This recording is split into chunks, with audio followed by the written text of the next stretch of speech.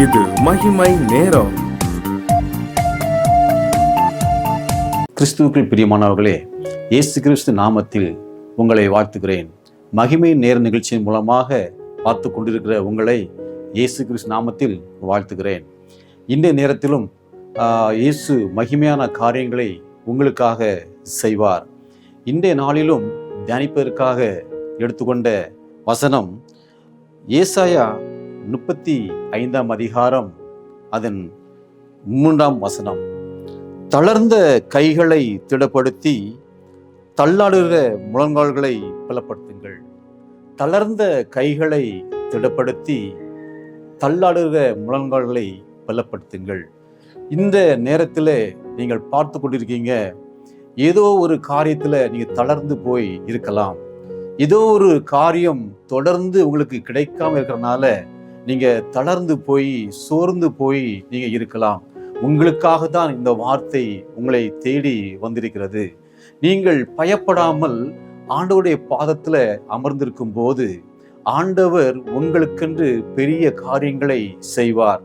ஏதோ ஒரு காரியம் உங்களுக்கு கைகூடி வராமல் நீங்கள் தளர்ந்து போயிருக்கலாம். அல்லது ஏதோ ஒரு நோயின் காரணமாக நீங்க தளர்ந்து போய் இருக்கலாம். ஏதோ ஒரு நோய் உங்களை தொடர்ந்து கொண்டு இருக்கலாம். அதன் மூலமாக நீ சோர்ந்து போய் இருக்கலாம். அதனால நீங்க தளர்ந்து போய் இருக்கிறீங்களா? ஆண்டவர் சொல்கிறார், உங்கள் கைகளை திடப்படுத்துங்கள். அதுபோல ஆண்டவர் சொல்றார், உங்கள் முழங்கால்களை பலப்படுத்துங்கள் என்று சொல்றாரு. நீங்கள் ஜெபிப்பதற்கு ஆயத்தப்பட வேண்டும். நீங்க ஜெபிப்பதற்கு ஆயத்தப்படும் போது ஆண்டவர் பெரிய காரியங்களை செய்வார். நீங்க ஜெபிக்க முடியாதபடி ஏதோ ஒரு தடைகள் உங்களுக்கு எதிராக வந்திருக்கலாம். இந்த நிகழ்ச்சியை பார்த்து கொண்டிருக்கிற உங்களை பார்த்து ஆண்டவர் சொல்லுகிறார், உங்களுடைய கைகளை திடப்படுத்திக் கொள்ளுங்கள், உங்கள் முழங்கால்களை பலப்படுத்திக் கொள்ளுங்கள் என்று ஆண்டவர் இந்த நேரத்திலே சொல்லிக் கொண்டிருக்கிறார். நீங்கள் ஏதோ ஒரு நோயின் காரணமாக பல ஆண்டுகளாக உங்களை தொடர்ந்து வருகின்ற ஏதோ ஒரு நோயின் காரணமாக நீங்க சோர்ந்து போயிருக்கலாம். அல்லது ஏதோ ஒரு மனிதர்கள் உங்களுக்கு எதிராக பேசினது மூலமாக, அந்த வார்த்தையின் மூலமாக நீங்க சோர்ந்து போயிருக்கலாம். ஜெபிக்க முடியாதபடி நீங்க தளர்ந்து போயிருக்கலாம். ஜெபத்தை குறைத்து கொண்டு ஏன் ஜெபிக்க வேண்டும் என்று நீங்க நினைத்து கொண்டிருக்கலாம். உங்களை நோக்கிதான் அந்த வார்த்தை வந்து கொண்டிருக்கிறது. உங்களுக்காக ஆண்டு அந்த வார்த்தையை அனுப்பி கொண்டிருக்கிறார். நீங்க சோர்ந்து போயிருக்கிற நேரத்துல ஆண்டுடைய பாதத்துல அமர்ந்தீர்கள் என்று இந்த நேரத்துல ஆண்டவர் சொல்றாரு. உங்களுடைய கைகளை திடப்படுத்திக் கொண்டு உங்களுடைய முழங்கால்களை பலப்படுத்துங்கள் என்று ஆண்டவர் இந்த நேரத்தில் சொல்லிக் கொண்டிருக்கிறார். ஆண்டவர் உங்களுக்காக பெரிய காரியங்களை செய்வார். உங்களை கொண்டுதான் பெரிய காரியங்களை செய்வார். ஜெபிக்கிற பிள்ளைகள் ஒருபோதும் சோர்ந்து போகக்கூடாது. ஏன் இந்த பாடுகள், ஏன் இந்த வேதனைகள் உங்களை தொடர்ந்து கொண்டிருக்கிறது என்று நீங்க கலங்கி கொண்டிருக்கலாம். இந்த பாடுகளின் மத்தியிலும் நீங்க ஆண்டவரை துதிக்கும் போது, ஆண்டவரை நீங்க ஆராதிக்கும் போது, உங்கள் கைகளை திடப்படுத்திக் கொண்டிருக்கும் போது உங்களை கொண்டு ஆண்டவர் பெரிய காரியங்களை செய்வார். எந்த காரியத்துல நீங்க சோர்ந்து போயிருக்கிறீங்களோ, எந்த காரியம் உங்களுக்கு கிடைக்கவில்லை என்று சோர்ந்து போயிருக்கிறீர்களோ, அந்த காரியத்துல ஆண்டவர் ஒரு வெற்றியை உங்களுக்கு தருவார். உங்களை கொண்டு ஒரு பெரிய காரியங்களை செய்வார். உங்களுக்காக ஆண்டவர் யுத்தம் பண்ணுவார். எப்படிப்பட்ட காரியத்தை ஆண்டவர் உங்களுக்காக செய்ய போகிறார் என்பதை நாம் இந்த நேரத்தில் தியானிக்க இருக்கிறோம்.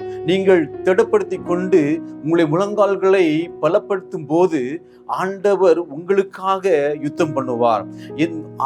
உங்களுக்கு வருகிற சோதனைகள், பாடுகள் எதற்காக வருதுன்னா உங்களை சோர்ந்து போக பண்ண வேண்டும். சத்ரு இதுதான் கொண்டு வருவான்.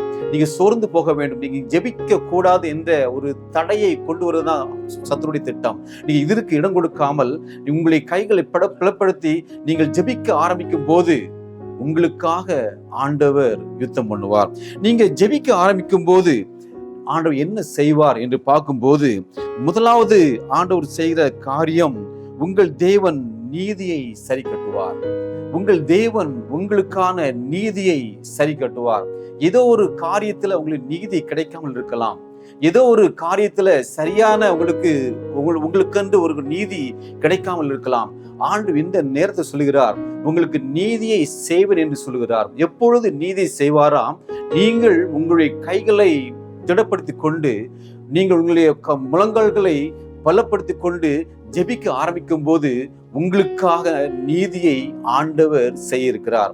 உங்களுக்கான நீதி இந்த நேரத்திலே உங்களுக்காக ஆண்டவர் செய்வார். நம்முடைய ஆண்டவர் நீதியை செய்கிற தேவன்.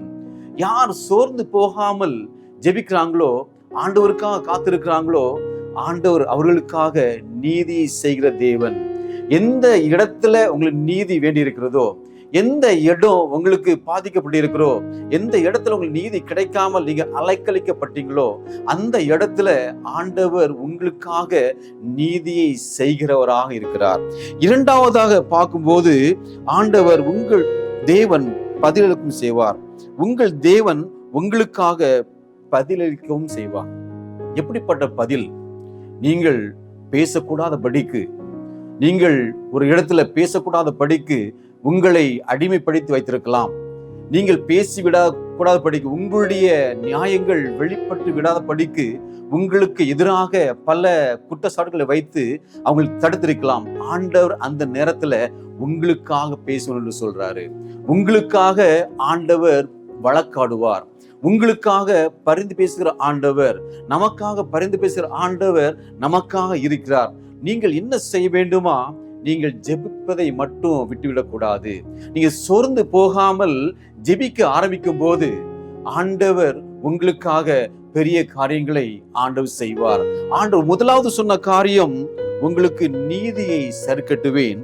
இரண்டாவது, உங்களுக்காக பேசுவேன், உங்களுக்காக வழக்காடுவேன் என்று ஆண்டவர் சொல்லுகிறார். மூன்றாவது சொல்ல காரியம், உங்களுடைய நோய்களை குணமாக்குவேன். நீங்க எந்த வியாதி நிமித்தமாக சோர்ந்து போயிருக்கீங்களோ, நீங்க தளர்ந்து போயிருக்கீங்களோ, அந்த நோயிலிருந்து ஆண்டவர் உங்களை சுகமாக்குவார். உங்களை சுகமாக்குவேன் என்று சொல்லுகிறார். நமக்கு பல பாடுகள், பல நோய்கள் நம்மளை அடிமைப்படுத்தி வைத்திருக்கிறோம். பல நோய்கள் நம்மளை தொடர்ந்து வந்திருக்கிறோம். இதன் மூலமாக நாம் சோர்ந்து இருப்போம். நீங்கள் அந்த சோர்வு மத்தியிலும் ஆண்டவருக்காக வைராக்கியமாக எழும்பும் போது, ஆண்டவருக்காக காத்திருக்கும் போது, உங்களுடைய முழங்கால்களை பலப்படுத்தும் போது ஆண்டவர் உங்களுடைய நோய்களை சுகமாக்குவார்.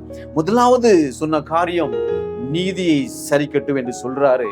இரண்டாவது, உங்களுக்காக பேசுகிறவராக இருக்கிறாரு. உங்களுக்காக உங்களுடைய நோய்களை குணமாக்குறவராக இருக்கிறார். இதற்காக நீங்கள் ஜெபிக்க வேண்டும். ஜெபத்துல தரித்திருக்கும் போது ஆண்டவர் பெரிய காரியங்களை செய்வார். இந்த மகிமையின் டிவி நிகழ்ச்சி மூலமாக பார்த்து கொண்டிருக்கிறோம் உங்களை பார்த்து அவர் சொல்லுகிறார், நீங்கள் சோர்ந்து போகாதீங்க, நீங்க சோர்ந்து போகாதீங்க. எந்த காரியத்தை குறித்து நீங்க சோர்ந்து போவீங்களோ அந்த இடத்துல ஆண்டவர் உங்களுக்கென்று ஒரு வெற்றி தருவார். உங்களுக்கு நீதி செய்கிற தேவன், உங்களுக்காக பரிந்து பேசுகிற ஆண்டவர் உங்களுக்கென்று நீதி செய்வார். நீங்க சோர்ந்து போகாமல் ஆண்டவருடைய பாதத்துல அமர்ந்து ஜெபிக்கலாமா? இப்பொழுது கிருபையின் தேவனே, நன்றியோடு துதிக்கிற தகப்பனே, எந்த இடத்துல சோர்ந்து போனாங்களோ அந்த இடத்துல நீங்க அவங்களை எழுப்பி நடக்க செய்ய வேண்டுமா ஜெபிக்கிற தகப்பனே. சோர்வுகளை மாற்றுங்க தகப்பனே. அவர்கள் தங்களுடைய கைகளை திடப்படுத்திக் கொண்டு முழங்கால்களை பலப்படுத்தி உம்முடைய பாதத்துல அமர்ந்து ஜெபிக்கக்கூடிய கிருபையை தாங்க தகப்பனே. நல்ல ஒரு கிருபையும் இரக்கத்தை கொடுக்க வேண்டுமா ஜெபிக்கிற தகப்பனே. எந்த இடத்திலும் சோர்ந்து போகாதபடி உமக்காக வாழ நீ கிருபை கொடுக்க வேண்டுமா ஜெபிக்கிறேன். இயேசுவின் நாமத்தில் பிதாவே.